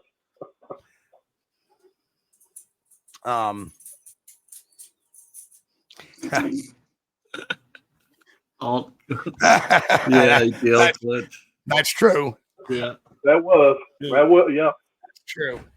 That was a surprise. I wish Brian Kilme was a little bit smarmy, but at least I got to say the point out. I got to blame the person responsible for making it as big as it was. And it definitely put me in control of that narrative once I was on Fox News. And then that was just the start of the investigation. I mean, that was the week after, or that week. It was Saturday. It was discovered, and on Wednesday morning or Thursday morning, I was on Fox News.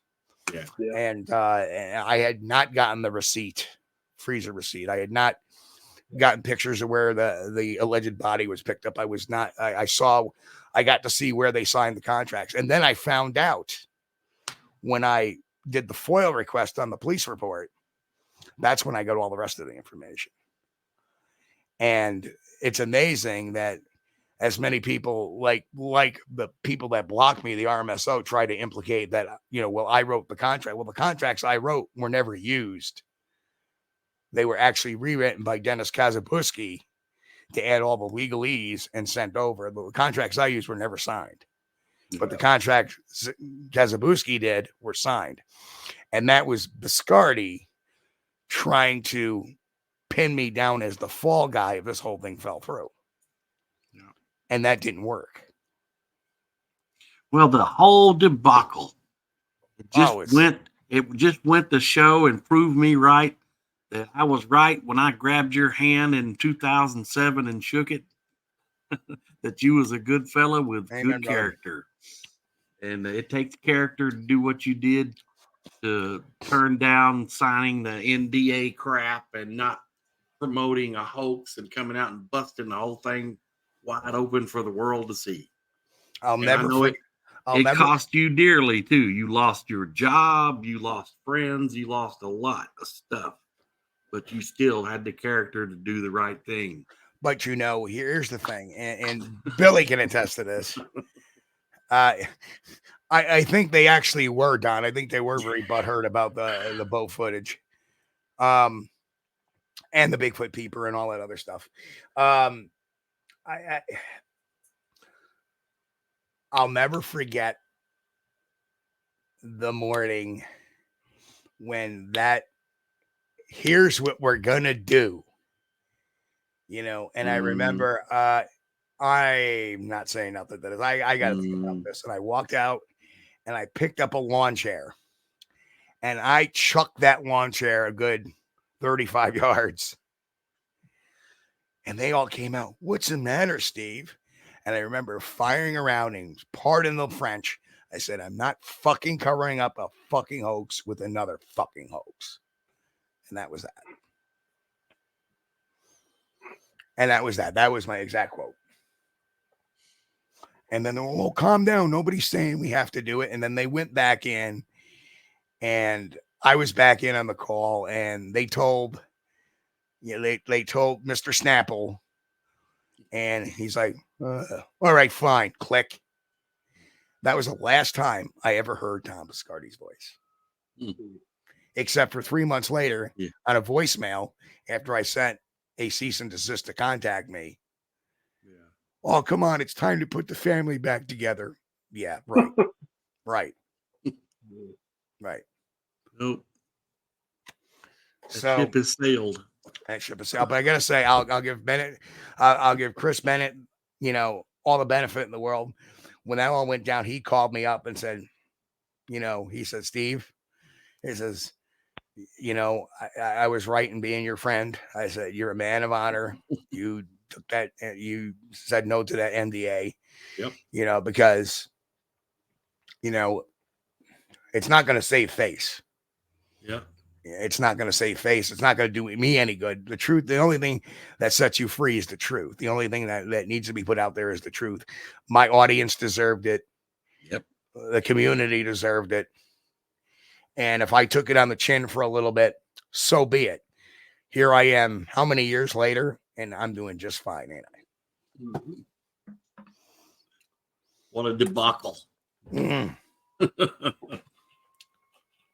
Yeah. And now I'm going to tell you, Billy Willard, something that you may not know. And this is the fun thing about having Billy on the show, is the searching for Bigfoot plant that was in my camp. Oh, yeah. Becky Sawyer. No, I do know that because we had talked about it. Yep. So, yep. A lot of my files got deleted. We had a relationship at the time, and a month later, after all that broke down, she decided she was going to bug out for really no particular reason. Yeah. Found some of my files deleted, some of my hard copies missing, but I had backup copies. So at least in some of those cases. So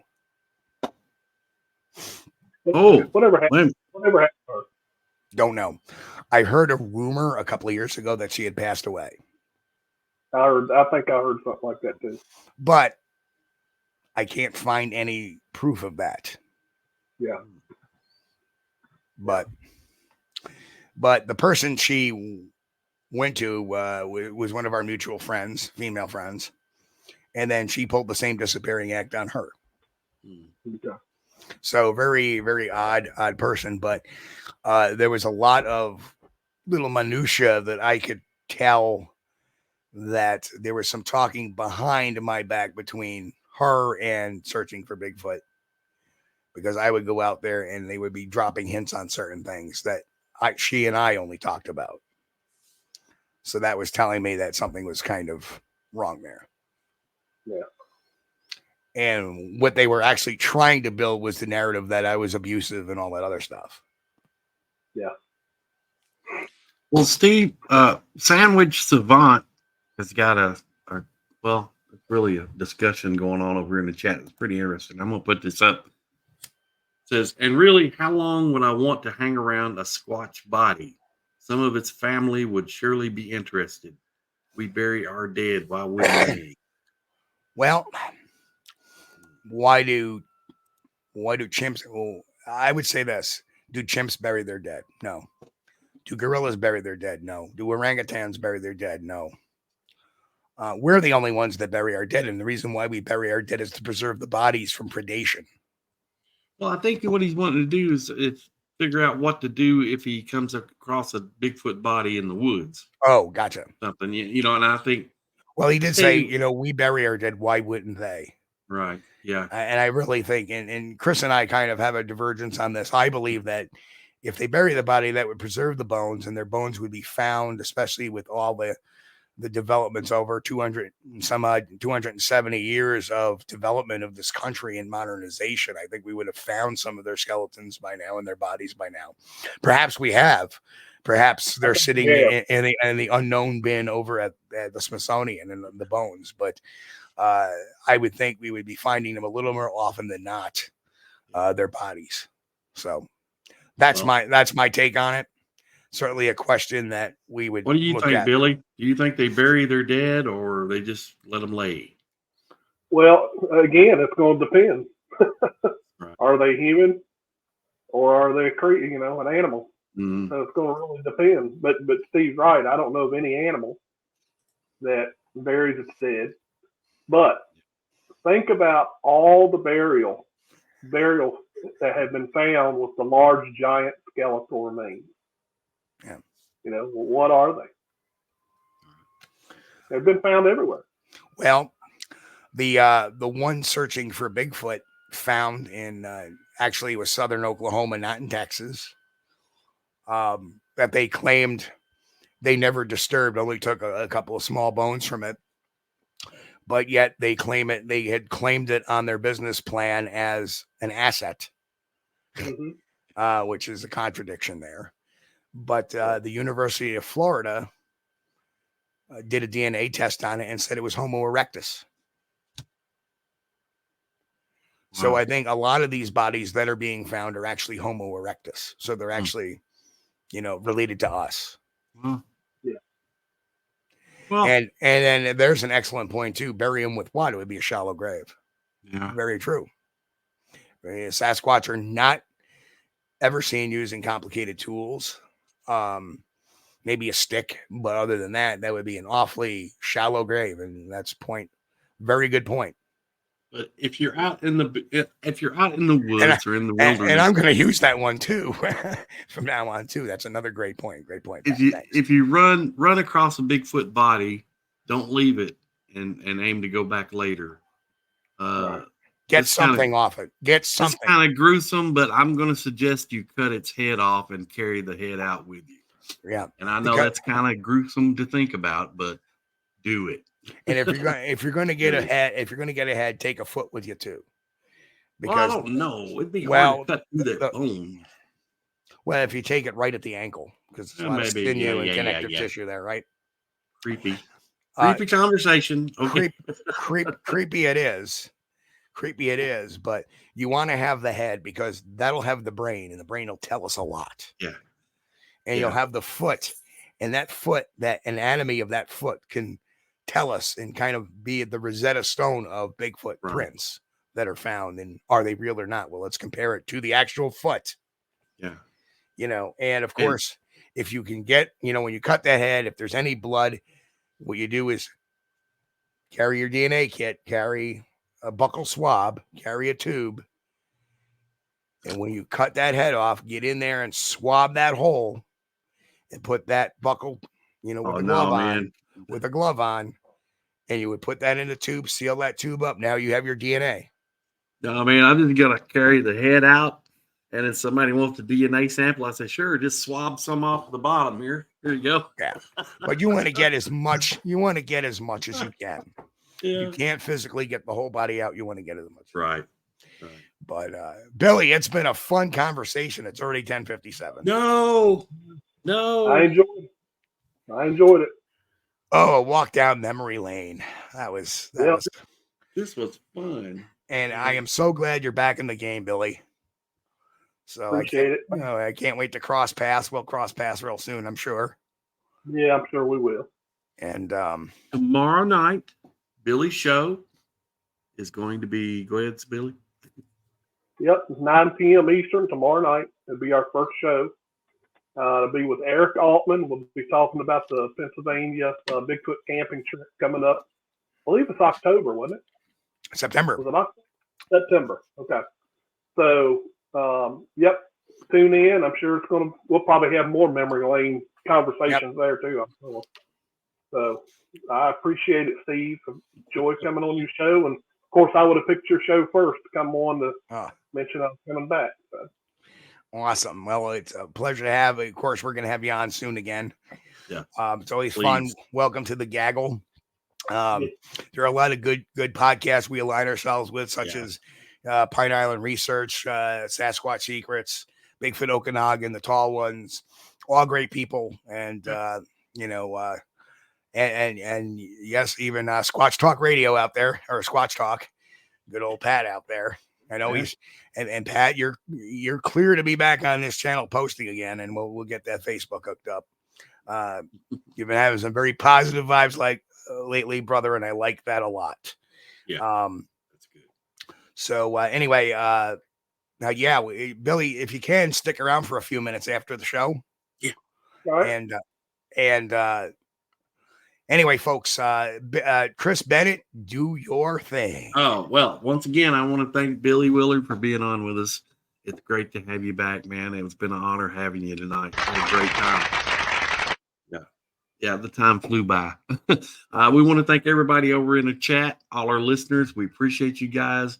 We wouldn't have a channel without you. You're the greatest audience in Bigfooting. And if it's your first time watching, please remember to hit the subscribe button, like, comment, share. We appreciate you guys. Thank you very much. Go ahead, Steve. And of course, I'd like to wish everybody a happy, healthy, and safe week. Folks, we have the greatest audience in the world. I love each and every one of you out there. And I got to say, thanks for all the new members that have subscribed and to all the ones that have been gifted memberships. We have 15 new members today that have been gifted memberships. If you like being on the membership, please consider after 30 days, after trial's up, just subscribing for 99 cents a month. It's a great way to keep in the loop. And we're going to do lots of things in March. We have part 2 of our, we're going to have the Bigfoot psychology seminar on the membership channel. And we're going to be doing that. And not to mention, I'm going to do something this week. I'm actually going to release the video drop for Wednesday. I'm going to drop that on Tuesday for folks. So people will get to see the video a day in advance before it goes out to the general public on the new video. So we're going to do that this week as well. Again, I want to thank Billy Willard for coming on tonight. And folks, be safe. Stay healthy. And of course, keep on, God bless. And of course, keep on squatching. And We'll catch you all on the Bigfoot News Friday night, 9 p.m. Eastern. Catch you all later. Hey folks, you've been watching Squatch-D TV. Join us each week, Sunday night at 9 p.m. Eastern for the latest on the Bigfoot mystery. As always, we thank you for being our loyal viewers and encourage all to subscribe to our YouTube page at youtube.com/Steve Kulls. As always, have a great week. Stay safe. God bless and keep on squatching.